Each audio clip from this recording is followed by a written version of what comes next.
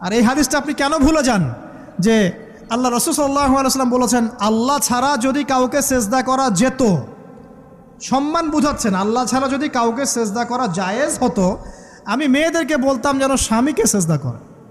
কেন? কারণ আপনাকে রেসপন্সিবিলিটি, আপনার খাবার, আপনার ফুড, আপনার শেল্টার, আপনার মানে পুরো দায় দায়িত্ব নিজের হাড় ভাঙা পরিশ্রম দিয়ে, জীবনের ঝুঁকি নিয়ে স্বামী আপনার জন্য করে।